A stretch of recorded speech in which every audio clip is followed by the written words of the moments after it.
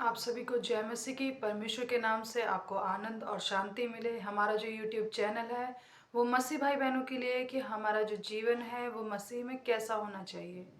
तो आज परमेश्वर की ओर से जो मुझे वचन मिला है वो वचन मैं आप लोगों के साथ शेयर करना चाहती हूँ। मुझे जो वचन मिला है वो इफिसियों उसका चौथा अध्याय उसका 26, 27 और 32वां वचन है। तो पहले हम परमेश्वर के वचन को पढ़ते फिर परमेश्वर की बात आपसे करते हैं। 26 वचन में कुछ ऐसा लिखा है, क्रोध तो करो पर पाप मत करो, सूर्य अस्त होने तक तुम्हारा क्रोध ना रहे। हालेलुया। और इसी तरीके से 27वें वचन में क्या लिखा है, और ना शैतान को अवसर दो। हालेलुया। परमेश्वर की महिमा हो। परमेश्वर ने क्या कहा है कि क्रोध तो करो, यानी कि गुस्सा तो एक बार के लिए, देखो हम मनुष्य हैं, हम गुस्सा भी करते हैं, हम पाप भी करते हैं, हम सब कुछ करते हैं, लेकिन परमेश्वर ने क्या कहा है, क्रोध तो करो पर पाप ना करो, और सूर्यास्त होने से पहले तुम्हारा जो क्रोध है वो भी शांत हो जाना चाहिए। हालेलुया। हम क्या करते हैं अपने शारीरिक जीवन में, हमारा जो झगड़ा होता है एक दूसरे से प्रति, या हस्बैंड वाइफ में या घर परिवारों में जैसे झगड़ा होता है, तो हम क्या करते हैं, पाप क्या तब होता है पाप जब हम गुस्सा तो करते हैं, रात भर उस झगड़े को बहुत करते हैं, पूरे दिन करते हैं, लेकिन उसके बावजूद कुछ लोग क्या करते हैं, एक एक महीने, दो दो महीने एक दूसरे से बात नहीं करते।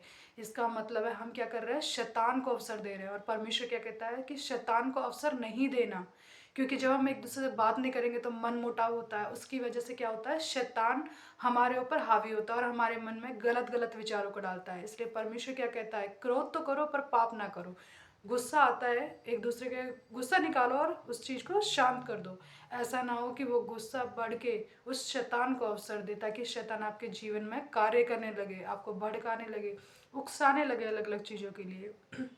उसी तरीके से 32 वचन में क्या लिखा है, एक दूसरे पर कृपालु और करुणामय हो, और जैसे परमेश्वर ने मसीह में तुम्हारे अपराध क्षमा किए वैसे ही तुम भी एक दूसरे के अपराध क्षमा करो। हालेलुया। परमेश्वर की महिमा हो। परमेश्वर क्या कहता है, जैसे मसीह में एक दूसरे के अपराध क्षमा किए जाते हैं, वैसे परमेश्वर ने हमसे कहा है कि आप भी एक दूसरे के अपराधों को क्षमा करो। हम जब तक किसी को क्षमा नहीं करेंगे हम अपने जीवन में कैसे बढ़ सकते हैं। क्यों हम कितना पुराना किसी के साथ गुस्सा भेदभाव क्यों आज तक उसको चला रहे हैं। हम हमें वो सारी चीज़ें ख़त्म करनी है। अगर सोचो हम पापी थे, इतना पाप हमने किया, लेकिन फिर भी परमेश्वर ने क्या किया, जब हम प्रार्थना करते हैं, परमेश्वर से मांगते हैं, प्रभु वो पाप मुझसे हुआ है, वो गलती मुझसे हुई है, तो मुझे क्षमा कर, तो क्या परमेश्वर नहीं करता हमें, परमेश्वर हमें क्षमा करता है। तो फिर आप एक दूसरे को क्यों नहीं कर सकते। अगर आप सोचते हो कि भगवान परमेश्वर हमें क्षमा कर दे लेकिन हम दूसरे को क्षमा ना करें, तो वो चीज़ क्या है, वो गलत चीज़ है। इसलिए हमें क्या करना है, परमेश्वर में अगर हम हैं, जो मसीह भाई बहन है और जो नहीं भी है, जो परमेश्वर पर विश्वास करते हैं, मैं आप लोगों से चाहती हूँ कि अगर ऐसा कुछ आपके साथ हुआ है तो भी हमें क्या करना है, एक दूसरे को क्षमा करना है। परमेश्वर क्या कहता है, हमारा जो जीवन है वो कैसा होना चाहिए, करुणामय, दयालु। अगर हम किसी के ऊपर दया नहीं कर सकते तो हम परमेश्वर से भी तो नहीं चाह सकते कि परमेश्वर तू मुझ पर दया कर। क्यों? क्योंकि परमेश्वर कहता तो है कि आप भी तो दूसरों पे दया करो ना, आप भी तो अपने जीवन को बदलो, आप भी तो अपने अपराधों को क्षमा करो और दूसरों के भी करो। इसलिए भाइयों बहनों, आज की रात मैं आपसे चाहती हूँ कि अगर आपके जीवन में अगर बहुत सारी, बहुत पहले से अगर कोई बुराइयाँ चली आ रही है, या एक दूसरे के प्रति, जैसे रिश्तेदारों में खटास हो जाती है, रिश्तों में खटास हो जाती है, कुछ लोग ऐसे हैं भाई बहन जो बहुत टाइम से उनसे बात नहीं कर रहे हैं ऐसे लोगों से, लेकिन मैं आपसे चाहती हूँ कि परमेश्वर आपसे कहता है, ये वचन परमेश्वर ने आपके लिए दिया है, अगर ऐसा है तो आप उन्हें क्षमा करें, बीती बातों को भूल जाए, ताकि परमेश्वर का अनुग्रह आप पर हो। अगर हम परमेश्वर से अनुग्रह मांगते हैं, परमेश्वर से अपनी ज़रूरतों को पूरा करने के लिए कहते हैं, तो उसके लिए हमें क्या करना है, पहले दूसरों के अपराधों को क्षमा करना है। आप कैसे उम्मीद कर सकते हो कि पहले कोई आपको क्षमा करे, नहीं, पहले हमारा, अगर हमारा मसीह जीवन है तो हमें पहले अपने से पहले दूसरों को क्षमा करना है, क्योंकि हमारे अपराध मनुष्य नहीं बल्कि परमेश्वर क्षमा करेगा।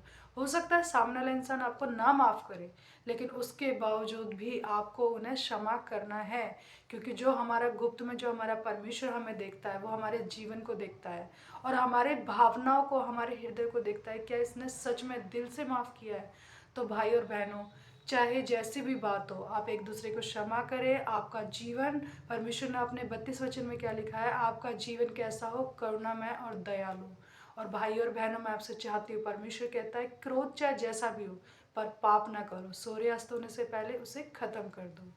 मैं आपसे चाहती हूँ, अगर आज आपके जीवन में कोई परेशानी है, अगर सच में कोई परेशान है या फिर हस्बैंड वाइफ में झगड़ा है, तो आज रात एक दूसरे के पापों को क्षमा करें और एक दूसरे से मेल मिलाप करें, ताकि शैतान को अवसर ना मिले, ताकि शैतान रोए कि देखो ये परमेश्वर के बच्चे हैं, इन्होंने परमेश्वर के वचन को माना, इन्होंने परमेश्वर के वचन को सुना, और शैतान हार जाए, तभी तो शैतान हमसे पीछे हटेगा। इसलिए भाई और बहनों, मैं आपसे चाहती हूँ, आप लोगों ने परमेश्वर के वचन को सुना और टाइम दिया, मैं आपका बहुत बहुत धन्यवाद करती हूँ। परमेश्वर के वचन के लिए भी धन्यवाद करती हूँ कि परमेश्वर अपने वचनों से मुझसे बात करता है। मैं आपका बहुत बहुत धन्यवाद करती हूँ। मैं परमेश्वर का भी धन्यवाद करती हूँ क्योंकि जिसकी वजह से मेरा जीवन बदला है, मैं परमेश्वर का धन्यवाद करती हूँ। भाई और बहनों, मैं आप सभी का जय मसीह की कहती हूँ और आपसे चाहती हूँ, निवेदन करती हूँ कि आज की रात आप भी अपने हृदय को जांचे परखे, अगर ये भावनाएं हमारे मन में हैं तो प्लीज़ उन्हें ख़त्म कर दे। धन्यवाद करते हैं आप सभी को। जय मसीह की। परमेश्वर के नाम से आपको आनंद और शांति मिले।